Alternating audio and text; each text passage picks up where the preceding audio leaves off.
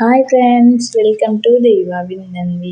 அம்மா சேனலை first time பார்க்குறீங்கன்னா சப்ஸ்கிரைப் பண்ணிட்டு பாருங்கள். இன்றைக்கி நம்ம சேனலில் என்ன வீடியோ பார்க்க போகிறோன்னா, பாப்பாவுக்கு முடி இறக்க போகிறோம். அதுக்காக ஊருக்கெலாம் போயிட்டு திருவிழாலாம் முடிச்சுட்டு வீட்டுக்கு வந்தாச்சு. இது முடி இறக்க போகிறதுக்கு முதல் நாள் ஈவினிங் போல் அத்தை மாவிளக்கெலாம் ரெடி பண்ணிக்கிட்டு இருந்தாங்க. இப்போ நான் கொஞ்சம் நேரம் லெச்சுலாம் கூட விளையாண்டுட்டு இருந்தேன். பாப்பாவும் அந்த மாவிளக்கு இடிக்கிறது ஃபஸ்ட் டைம் இப்போ தான் பார்க்குதா, அதுக்காண்டி ரொம்ப ஜாலியாகிடுச்சு. அந்த உரல் வச்சு இடிக்கிறத பார்த்து வேடிக்கை பார்த்துக்கிட்டே கத்தி குதிச்சுக்கிட்டே இருந்துச்சு. அதை பார்த்தோன்னே லெச்சுக்கும் கோவம் வந்துருச்சு. இது பேர் தான் லெச்சு, இன்னொன்று இருக்கும் அது பேர் ராமு. மாடியில் இருக்கிறது பேர் ராமு. பாப்பா குதிக்கவும் அதுக்கு கோவம் கத்திட்டு இருந்துச்சு. அதுக்கப்புறம் அத்தையுமே மாவிளக்கு ரெடி பண்ணிகிட்டு இருந்தாங்க. ரொம்ப நாளுக்கு அப்புறம் இப்போ தான் மாவிளக்கு வச்சுட்டு முடி இறக்க போகிறோம். மிக்சியில் தான் அரைக்கலான்ட்டு நான் சொல்லிகிட்டு இருந்தேன். அத்தை இல்லை உரலில் அடித்தா நல்லாயிருக்கும்னு சொல்லிட்டு இடிச்சிட்டு இருந்தாங்க. எனக்கு இந்த உரலில் இடிக்கிறதுலாம் இன்னும் தெரியாது. நம்ம இடிக்கிறோன்ட்டு கீழே எதுவும் சிந்திடுச்சுன்னா வேஸ்ட் ஆயிரும்ல, அதனால் அத்தையே தான் எல்லாமே செஞ்சாங்க. பாப்பா அந்த உரலை இடிக்க குதிச்சு விளையாண்டுட்டே இருந்துச்சு.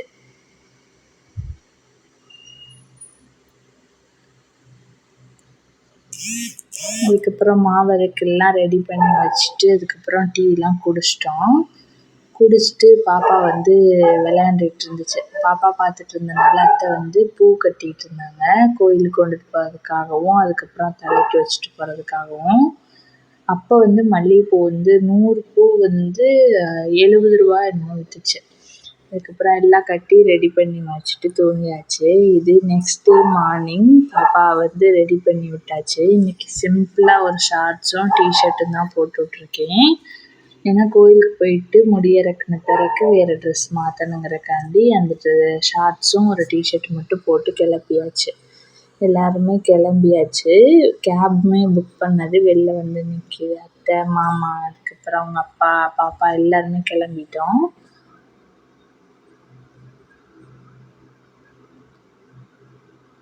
இப்போ முடி இறக்க போகிற கோவில் லாஸ்ட் டைம் முடி இறக்க போனோட அந்த கோவிலுக்கும் போயிட்டு சாமி கும்பிட்டு தான் வந்திருப்போம். இது எங்கள் அப்பா வீட்டு குலசாமி கோவில்.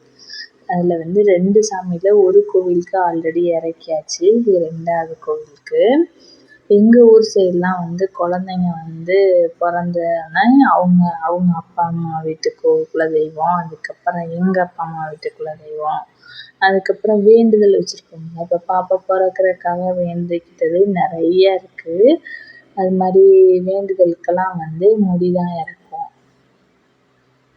இப்போ பாப்பாவுக்கு போடுறது இது 6th மொட்டை. முன்னாடி டெல்லியில் இருக்கும்போதெல்லாம் 1 இயர் கழிச்சு தான் போடுவோம். ஏன்னா வர்றதுக்கான அப்போ தான் வருவோங்கிறக்காண்டி. இப்போ மொட்டை போட்டு ஒரு 4-5 மாதம் கூட வரல, இன்னும் 4 மாதம் தான் ஆகுது. கொஞ்சமாகவே முடி வளர்ந்துருக்கு. ஏன்னா சீக்கிரமே முடி இறக்கிட்டு அதுக்கப்புறம் முடி வளர்க்க ஆரம்பிக்கிறதுக்காண்டி இப்போ எல்லா கோயிலுக்குமே டக்கு டக்குன்னு இறக்கிட்டுருக்கோம். போகிற வழியிலே காரைக்குடியில் முத்துமாரியம்மன் கோவிலில் அங்கே மாலை பூவெல்லாம் வாங்கிட்டு அதுக்கப்புறம் கிளம்பியாச்சு. அங்கேயுமே திருவிழா நடந்துருந்துச்சு. இப்போ நாங்கள் போகிறதுக்கு முன்னாடி தான் பால்குடம்லாம் முடிஞ்சிருந்துச்சு.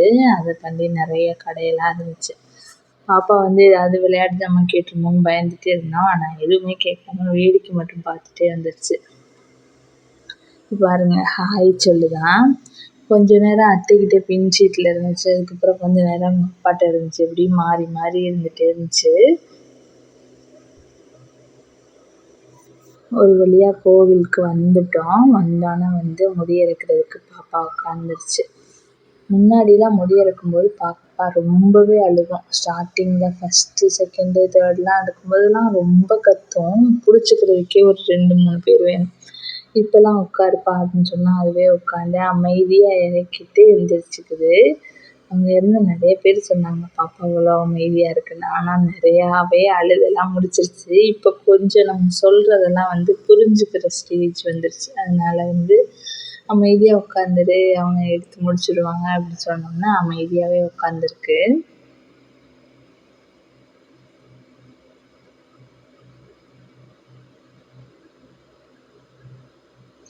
இந்த வீடியோ எடுத்து கிட்டத்தட்ட 1 மாதத்துக்கிட்ட ஆயிடுச்சு பாப்பாவுக்கு. இப்போ கரண்ட்டில் முடி நல்லாவே வளர ஆரம்பிச்சிருச்சு. ஆனால் வீடியோ அப்லோட் பண்ணுறதுக்கு தான் லேட் ஆயிடுச்சு.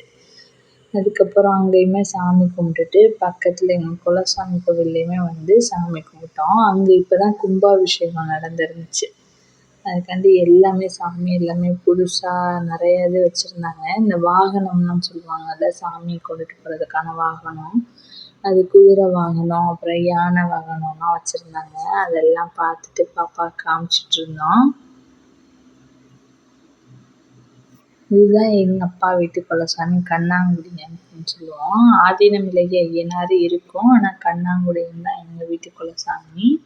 அங்கேயே சாமி கும்பிட்டுட்டு அதுக்கப்புறம் வந்து கிளம்பியாச்சு.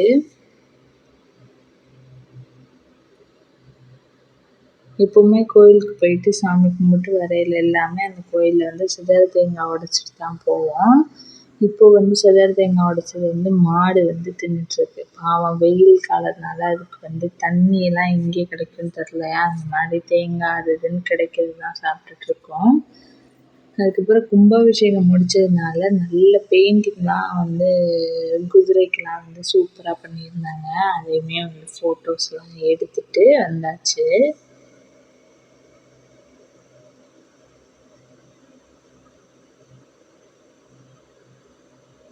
நான் சின்ன வயசுலேருந்து சிவன் ராத்திரிக்கு முடித்தோடனே இந்த கோவிலுக்கு போயிட்டு சாமி கும்பிட்டு வருவோம் குடும்பத்தோடு எல்லோரும்.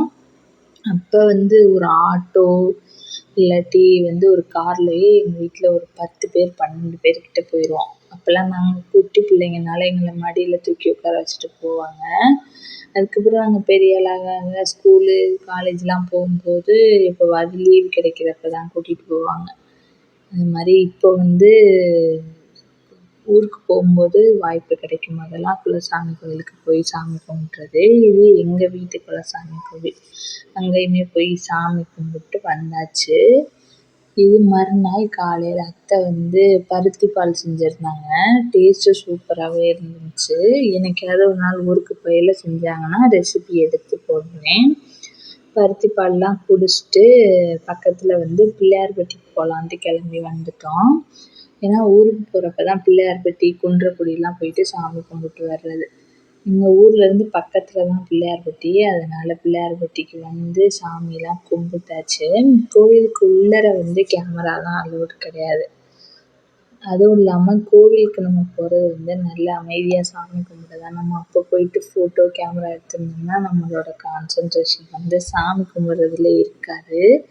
எப்போவுமே எல்லா கோவில்லையுமே போனால் வெளியில் தான் வீடியோ எடுப்போமே தவிர உள்ளே போய் எடுக்க மாட்டோம்.